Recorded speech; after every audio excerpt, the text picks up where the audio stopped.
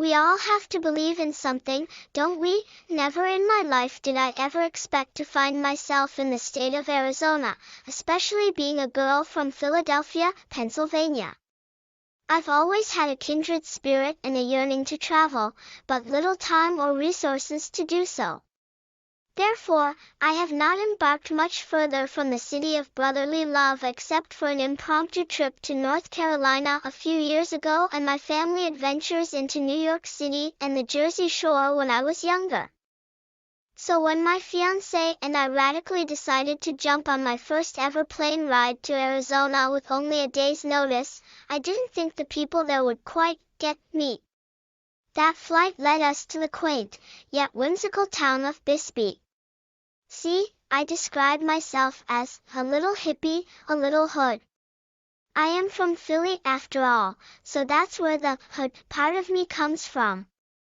The hippie part, I'm told it's in my soul. I am a horse of a different color, so to say, no doubt about that. My fiancé had told me all about the little town of Bisbee, Arizona about a year prior to all of this happening. He used to live fairly close a few years ago to help take care of his aunt who suffers from Alzheimer's disease. I was told that I would absolutely love it there and that I would fit right in. From seeing pictures, I could agree that my hippie side would be drawn to such a charming town. If the hood side was revealed, I'm pretty sure I would be exiled. After all, even the people from Philly could not handle my Philly attitude. So how is this place supposed to? I was about to find out. Lucky for me, and everyone sitting in my general vicinity, I was too distracted by the fact that this all was happening that I didn't even have time to have an actual panic attack. I guess that was one of the benefits of jumping on a last-minute flight across the entire United States. You always have to look for that silver lining because everything happens for a reason. The plane ride there was probably the coolest thing I've experienced in my life. I had never flown anywhere before. I wasn't nervous at all though. I was probably way too overly excited for the other passengers, but what's the point of life if you can't enjoy it, right? Besides, have you ever been on an airplane around Christmas? It is one of the prettiest sights you will ever see.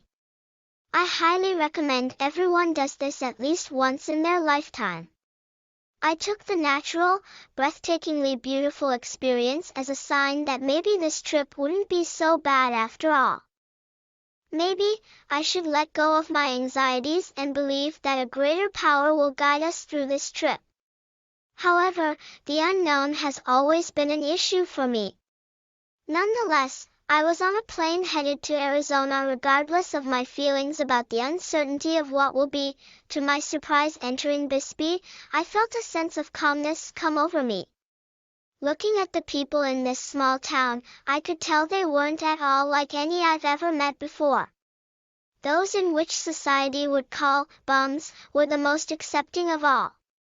We encountered many wonderful souls in this old historic town, an old spirit, Eye Patch Dave, another free spirit, whom I cannot recall his name, a heartwarmingly friendly, elder, homeless couple, and a lovely, older woman who offered us fresh fruit and vegetables free of charge. The kindness of these so-called vagrants in this town was relieving. Definitely not something you see in my neck of the woods. That's for sure. There was one man that I saw while entering this so-called haunted town that I was drawn to immediately. He was the first person I saw there and greeted me with a huge smile and exchanged to my head nod. There was something different about this vibrant, yet gentle, vagabond. I just couldn't put my finger on what it was yet. However, I was determined to find out. I was so intrigued by this man that I even made my fiancé inquisitive too. We just had to know more about him. Throughout our time in Bisbee, we continuously crossed paths with this man. Every time he had a new, eccentric vibe. a makeshift walking stick, a homemade crown of thorns, a painting of Jesus hanging from his back, or he would be wearing a priest's collar. He would also bless us during every encounter and even performed a little dance for us in the city park. I believe he has a lot to teach people. Almost like a modern-day prophet. Funny, all my life I was taught about a prophet who walked the earth among us many, many years ago. They called him Jesus. Jesus Christ is what he is most referred to as. Now this may sound a bit absurd, but could this be the Bisbee Jesus? If Jesus is among us again, this man may just be him. After all, who are we to say it's not? In this crazy, COVID-infested world, it's nice to believe in something besides all the bad. The Bisbee Jesus gave me that credence that I desperately needed. He also mad. Tất cả chúng ta đều phải tin vào điều gì đó, phải không? Trong đời, tôi chưa bao giờ mong đợi thấy mình ở bang Arizona, đặc biệt là một cô gái đến từ Philadelphia, Pennsylvania. Tôi luôn có một tinh thần nhân hậu và khao khát được đi du lịch, nhưng rất ít thời gian và nguồn lực để làm điều đó. Vì vậy, tôi đã không đi xa hơn nữa từ thành phố của tình yêu anh em ngoại trừ một chuyến đi ngẫu hứng đến Bắc Carolina vài năm trước và cuộc phiêu lưu cùng gia đình tôi đến thành phố New York và bờ biển Jersey khi tôi còn nhỏ. Vì vậy, khi vị hôn phu của tôi và tôi hoàn toàn quyết định đi máy bay đầu tiên của tôi đến Arizona chỉ với một ngày báo trước, tôi đã không nghĩ rằng những người ở đó sẽ hoàn toàn nhận được tôi. Chuyến bay đó đã đưa chúng tôi đến thị trấn Biggs kỳ lạ nhưng hay thay đổi. Thấy chưa, tôi tự mô tả mình là một chút hippie, một chút mui trần. Dù gì thì tôi cũng đến từ Philly. Nên đó là nơi mà phần mui xe của tôi bắt nguồn. Phần hippie, tôi nói nó nằm trong tâm hồn tôi. Tôi là một con ngựa khác màu, vì vậy có thể nói, không nghi ngờ gì về điều đó, vị hôn phu của tôi đã kể cho tôi tất cả về thị trấn nhỏ Biggs, Arizona khoảng 1 năm trước khi tất cả những điều này xảy ra. Cách đây vài năm, anh sống khá gần gũi để giúp chăm sóc người dì của mình. Người bị bệnh Alzheimer. Tôi đã được nói rằng tôi sẽ hoàn toàn thích nó ở đó và tôi sẽ phù hợp. Nếu phe trùm bị lộ, tôi khá chắc mình sẽ bị đầy ải. Rốt cuộc, ngay cả những người ở Philly cũng không thể xử lý thái độ Philly của tôi, vậy nơi này phải làm thế nào? Tôi đã về để tìm ra. Thật may mắn cho tôi và tất cả mọi người ngồi trong khu vực xung quanh tôi đã quá mất tập trung bởi sự thật rằng tất cả những điều này đang xảy ra đến nỗi tôi thậm chí không có thời gian để thực sự lên cơn hoảng loạn. Tôi đoán đó là một trong những lợi ích của việc thực hiện chuyến bay vào phút cuối trên toàn nước Mỹ. Bạn luôn phải tìm kiếm lớp lót bạc đó bởi vì mọi thứ xảy ra đều có lý do, đi máy bay ở đó có lẽ là điều tuyệt vời nhất mà tôi đã trải qua trong đời. Tôi chưa bao giờ bay bất cứ nơi nào trước đây. Tôi không lo lắng chút nào.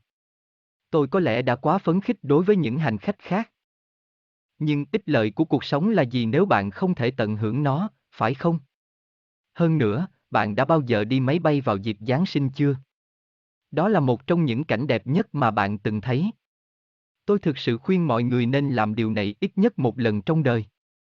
Tôi lấy trải nghiệm tự nhiên, đẹp đến nghẹt thở như một dấu hiệu cho thấy có lẽ chuyến đi này sẽ không tệ như vậy sau cùng. Có lẽ, tôi nên buông bỏ những lo lắng của mình và tin rằng một sức mạnh lớn hơn sẽ hướng dẫn chúng tôi vượt qua chuyến đi này. Tuy nhiên, điều chưa biết luôn là một vấn đề đối với tôi. Tuy nhiên, tôi đang trên máy bay hướng đến Arizona bất kể cảm giác của tôi về sự không chắc chắn sẽ ra sao. Trước sự ngạc nhiên của tôi khi bước vào Biggs, tôi cảm thấy một cảm giác bình tĩnh tràn ngập trong tôi. Nhìn những người dân trong thị trấn nhỏ này, tôi có thể nói rằng họ không hề giống bất kỳ người nào mà tôi từng gặp trước đây. Những người mà xã hội gọi là đồ vô tích sự được chấp nhận nhiều nhất. Chúng tôi bắt gặp nhiều tâm hồn tuyệt vời trong thị trấn cổ kính, lịch sử này, một linh hồn già, I.F. Daver, một linh hồn tự do khác, mà tôi không thể nhớ tên của anh ấy. Một cặp vợ chồng vô gia cư, thân thiện, và một người phụ nữ lớn tuổi đáng yêu đã cung cấp miễn phí trái cây và rau tươi cho chúng tôi. Lòng tốt của những người được gọi là người lang thang ở thị trấn này đang thuyên giảm. Chắc chắn không phải là thứ mà bạn nhìn thấy ở cổ rừng của tôi. Chắc chắn rồi, có một người đàn ông mà tôi nhìn thấy khi bước vào cái gọi là thị trấn ma ám này mà tôi bị thu hút ngay lập tức. Anh ấy là người đầu tiên tôi nhìn thấy ở đó và chào đón tôi bằng một nụ cười rất tươi để đổi lại cái gật đầu của tôi. Có một cái gì đó khác biệt về sự lang thang sôi động nhưng nhẹ nhàng này. Tôi chỉ không thể đặt ngón tay của tôi vào những gì nó được nêu ra. Tuy nhiên, tôi vẫn quyết tâm tìm hiểu. Tôi đã bị hấp dẫn bởi người đàn ông này đến nỗi tôi thậm chí còn khiến cả vị hôn phu của mình tìm hiểu. Chúng tôi chỉ cần biết nhiều hơn về anh ấy, trong suốt thời gian ở BIS, chúng tôi liên tục qua lại với người đàn ông này. Mỗi lần anh ta có một trung cảm mới, lập dị, một chiếc gậy chống tạm bợ, một chiếc mão gai tự chế, một bức tranh vẽ Chúa Giêsu treo sau lưng, hoặc anh ta sẽ đeo cổ áo của một linh mục. Anh ấy cũng sẽ ban phước cho chúng tôi trong mọi cuộc gặp gỡ và thậm chí còn biểu diễn một điệu nhảy nhỏ cho chúng tôi trong công viên thành phố. Tôi tin rằng anh ấy có rất nhiều điều để dạy mọi người. Gần giống như một nhà tiên tri thời hiện đại. Thật buồn cười, cả đời tôi đã được dạy về một nhà tiên tri đã đi khắp trái đất giữa chúng ta nhiều năm trước. Họ gọi Ngài là Jesus. Chúa Giêsu Christ là những gì Ngài được nhắc đến nhiều nhất. Bây giờ điều này nghe có vẻ hơi vô lý, nhưng đây có thể là biết Jesus. Nếu Chúa Giêsu ở giữa chúng ta một lần nữa, người đàn ông này có thể chỉ là Ngài.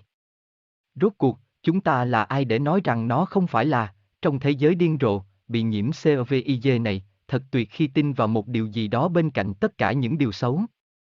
Biết Jesus đã cho tôi sự tin cậy mà tôi rất cần. Anh ấy cũng nổi điên.